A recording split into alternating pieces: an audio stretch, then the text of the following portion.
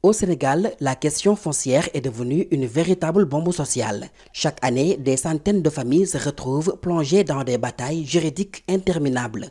Derrière les chiffres, il y a des visages, des vies suspendues, des citoyens ordinaires confrontés à des prédateurs fonciers puissants, souvent protégés par des réseaux opaques. Ici, la peur de perdre sa maison ou sa terre fait partie du quotidien.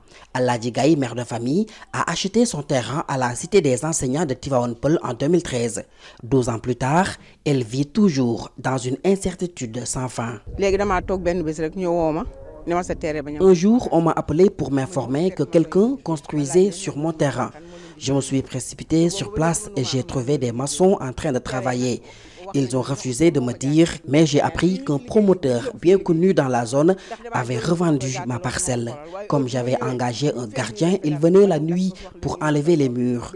J'ai alerté la DSCOS qui a démoli la construction, mais le promoteur est revenu et a fait couler du sable dans les fondations. Pourtant, j'ai tous mes papiers, ma délibération, mes reçus de versement. À l'époque, quand je venais ici, il n'y avait rien. Je me déplaçais même en charrette pour accéder au terrain. Comme elle, des milliers de familles sénégalaises se sentent abandonnées. Entre les lenteurs de la justice et les complicités locales, l'espoir s'amenuise. J'ai payé jusqu'en 2012, année où j'ai reçu ma délibération. J'ai clôturé ma maison, mais en 2023, j'ai découvert que des gens avaient détruit mon mur pour lancer leur propre construction. Quand je les ai interpellés, ils m'ont dit qu'un certain Ndiaga leur avait vendu le terrain le 4 avril 2023. Et en 2024, le même terrain a été revendu à une autre personne. À travers ces témoignages, une réalité s'impose. Le foncier au Sénégal est devenu un champ de bataille silencieux où la loi du plus fort menace la dignité des citoyens. J'étais présent lorsque les murs étaient en construction.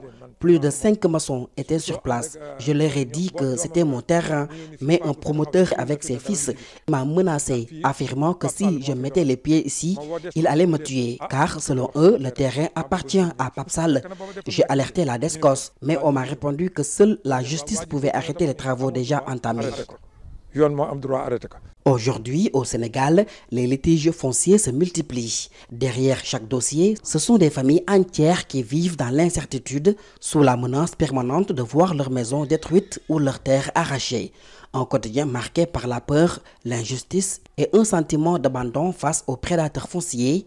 Des familles qui attendent encore une réponse, une protection, une justice, avant que leurs rêves ne soient réduits en poussière.